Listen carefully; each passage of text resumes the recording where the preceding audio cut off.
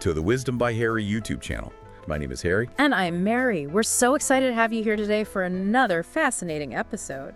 Today we are going to try to really get to the bottom of something that's been in the headlines a lot lately, those tariff decisions and how they're shaking up the global economy.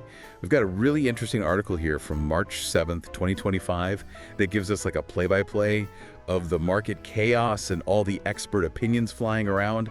So yeah, buckle up, because I think this is going to be one of those episodes where you walk away saying, whoa, I did not realize that. You hit the nail on the head. There is a lot to unpack, especially with all the recent back and forth on tariffs, the ones targeting Canada and Mexico. Those delays, even though they seem positive at first glance, actually create a huge amount of uncertainty in the system. It's like trying to plan a road trip when you're not even sure if your car is going to start right. But why is this uncertainty so bad for global markets? We know it's bad, but how bad are we talking? Okay, so think of it this way. Businesses, right? They rely on plans and forecasts. They need to know what's coming to make investments, hire people, just to function. When you throw in these unpredictable tariff threats, it's like pulling the rug out from under them. Suddenly, the cost of materials could go way up, or access to their key markets, poof, gone. That's a recipe for, economic gridlock. And we're seeing this play out in Europe right now, right? The article mentions some pretty big drops in the major stock markets over there. Germany's DAX, France's CAC 40, they're all feeling the pressure. Even the FTSE 100, it looks like it's headed for its worst week of the entire year. It's a total chain reaction happening globally. And those drops in Europe, they're basically mirroring what we're seeing here in the US with the S&P 500 also going down. This anxiety around tariffs, it's contagious, spreading across borders and making businesses everywhere nervous, like battening down the hatches, waiting for those disruptions and rising costs. Yeah, it really is amazing how interconnected everything is. But here's what I don't get. Amidst all this market turmoil, the euro is actually getting stronger. It's at a 4-month high against the US dollar. Can you explain that, because it seems totally backwards to me? It does seem counterintuitive, but there is a reason behind it. Currency values, they're influenced by a lot of different things. But one big one right now is that people are expecting interest rates to go up in Europe.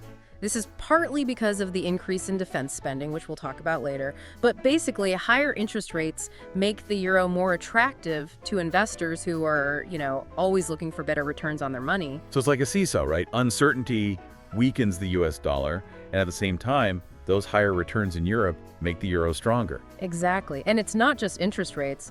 People are also getting worried that the US economy might slow down because of these trade wars. And a weaker economic outlook, that can also push a currency down. Okay, so we've got markets going haywire, currencies doing their own thing, and then you've got this whole blame game happening on top of everything. The article mentions globalists being blamed for all the market turmoil. Can you explain what that even means? Yeah. So let's start with globalism, right? What is that even? It's basically this idea that different countries' economies, they're all intertwined, and international trade is, in the end, good for everyone. It's all about collaboration and depending on each other on a global scale. Got it.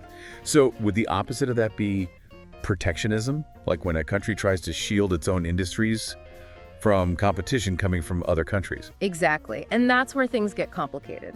Some people argue that these protectionist policies, like tariffs, they end up hurting everyone involved because they mess with established trade flows and they make prices go up. Others believe that it's necessary to protect jobs and industries within a country, even if it means some short-term pain. Yeah, it's definitely a tough debate with good points on both sides. Speaking of complicated things, let's talk about defense spending. The article mentions European countries, especially Germany, they're increasing their defense budgets a lot. Why is everyone suddenly spending so much more on their military? Well, it's partly a reaction to some questions that have come up about commitments to allies. This increase in defense spending, it's like European countries saying, hey, we're serious about our own security, even without relying on other global powers. So more defense spending, stronger euro, at least for now. But what about the long term? Are there any downsides to all this? Well, there could be. You know how a country's budget is kind of like a household budget? You've only got so much money to spend. Yeah. So when you decide to spend more in one area, like on defense, you usually have to cut back somewhere else, like maybe education, healthcare, things like that. It's a tough balancing act. Yeah, that makes sense. It's not just about the immediate economic hit, but also about what we might have to sacrifice down the line. Like you said, it really is like this giant game of economic chess where every move has these ripple effects across the whole board. Exactly. And in this game, investor confidence is like the key piece. The article I was reading, it quotes these analysts who say that investors are just overwhelmed right now with how much economic news is coming out and how fast it's all happening. It's like information overload, but on a global scale. I can't even imagine trying to keep up with all that. Yeah. But how does that sense of being overwhelmed actually affect how markets behave? Well, when investors aren't sure about what the future holds, they get really cautious. They're less likely to make big investments. And that hesitation, well, it can kind of spread throughout the economy, slowing down growth and sometimes even leading to a recession. So it's almost like a self-fulfilling prophecy, right? Right. Like just being afraid of economic instability could actually end up causing it. You got it. And those analysts we talked about earlier, they're already saying that global growth is going to be weaker because of those tariffs the U.S. put on China and the delayed impact of Germany upping its spending. It's amazing how it's all connected, right? From tariffs to defense budgets to investor confidence. It's like this tangled web of cause and effect. And it's not just the stock markets feeling the pressure, right? The article mentions that the NASDAQ, which is full of tech companies, has entered a correction. Could you break down what that means for us? Sure. Basically, a correction is when the stock market goes down by 10% or more from its highest point recently. It's a pretty big drop, and it tells us that investors are feeling differently than they were before. So not a total crash, but definitely something to be concerned about, especially because the tech sector has been doing so well lately. Right. And there's another area that's being affected, oil prices. They've gone down quite a bit recently. Why is that? I always thought that oil was supposed to be a safe bet when things are uncertain. Yeah, usually it is, but this time it's different. The uncertainty around global trade is actually a big factor. When businesses are worried about trade wars and the economy slowing down, they tend to scale back what they're doing, and that means they need less oil. So it's like a domino effect, right?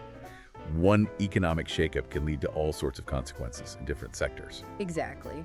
But even with all this bad news, there's one surprising bright spot: Bitcoin. Even though the markets are down overall, Bitcoin prices have gone way up. Really? That's kind of shocking. Aren't cryptocurrencies supposed to be even more unpredictable than the regular markets? Sometimes they are, but Bitcoin has always been kind of a wild card, especially when things are uncertain globally. The article I was reading said that this recent surge is probably because the U.S. announced that it's creating a strategic crypto reserve. A crypto reserve? Yeah. Well, that's interesting. So even with all this economic turmoil, there are still some assets that manage to do well. That's right. And that's what makes economics so fascinating. It's always changing, and there's so many different factors that can affect things in predictable and unpredictable ways. I think that's a good reminder that we can't just look at the headlines. We have to dig deeper, understand the nuances, and connect the dots to really get what's happening in the world around us. Couldn't have said it better myself. And that's what we're trying to do here, give you the tools and knowledge you need to make sense of this crazy economic world. So let's wrap things up. We've covered a lot today, from the immediate impact on the markets to the potential long-term consequences of these tariff decisions. What are the key things you want our listeners to take away from this conversation? It's like we just took a crash course in the global economy, from stock markets taking a nosedive to the euro getting stronger.